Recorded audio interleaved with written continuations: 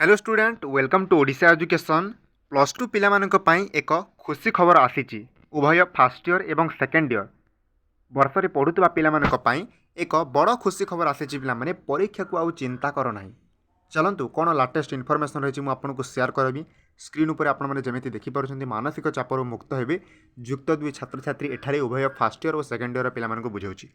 देखंतु नोटिस आसीची एटा या ऊपर पूर्वर मध्ये डिस्कशन हेतिला किंतु नोटिसटा वर्तमान आसीची। देखंतु मानसिक चापमुक्त हेबे युक्त दुई छात्र छात्री विभाजित पाठ्यक्रम अनुଯାयी हेब पाठपढ़ा अर्थ आपणकर जो सिलेबस अच्छी पाठ्यक्रम जो अर्थ सिलेबस अच्छी ए सिलेबस को डिवाइड कर दिया जिवो।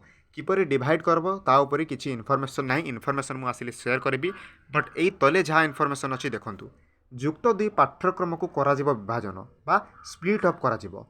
केउं समय मध्य केते पाठपढ़ा हेब ताहा धार्य हेब। उभय इंटरनाल एवं वार्षिक परीक्षा पाई पाठ्यक्रम को विभाजन करा जिवो। अर्थात इंटरनाल पाई गोटे सिलेबस रहिबो एवं वार्षिक परीक्षा पाई गोटे सिलेबस रहिबो। माने गोटे अर्धवार्षिक गोटे वार्षिक ए टाइप रो आपण माने बुझी पारिबे। अर्थ सिलेबस डिफरेंट रहिबो। एकादश और द्वादश श्रेणी पाई कला वाणिज्य विज्ञान धंदामूलक समस्त पिलामानक पाई एटा लागू करा जिवो।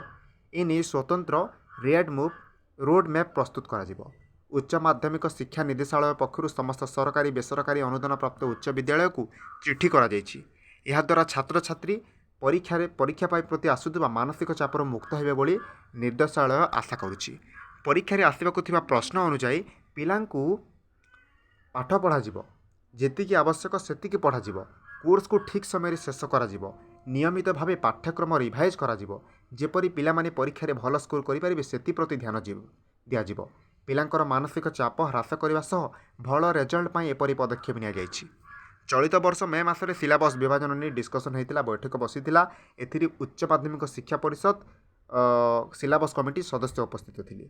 एथिरे उच्च माध्यमिक शिक्षा निर्देशालय विषय विशेषज्ञ को लेकिन सिलेबस विभाजन करने निष्पत्ति निया 2024-25 शिक्षा वर्ष अर्थात चलित वर्ष या विभाजन करा जिवो। खूब शीघ्र एथिपाई नोटिस आसिबो। ठीक समय समस्त चाप को शेष करा जिवो। प्रत्येक माने समस्त चैप्टर को शेष करा जिवो। यूनिट को शेष करा जिवो एवं धार्य समय रे पाठ पढ़ा हबो बोली अपडेट रही पिला माने। एई अपडेटटा आपणकर खूब शीघ्र एक्जिक्यूट हेबाकू जाउची जहाँकि आपणको बतेबार थिला।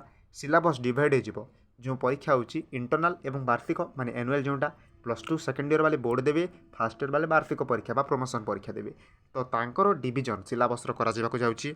एटा एक अत्यंत खुशी खबर थिला जहाँकि पिलामानकु जणाबार थिला। भिडियोटा शेयर करदेली आपनको निश्चित रूपे भिडियोटा तमे निजर समस्त फ्रेंड्स को मध्य शेयर करो।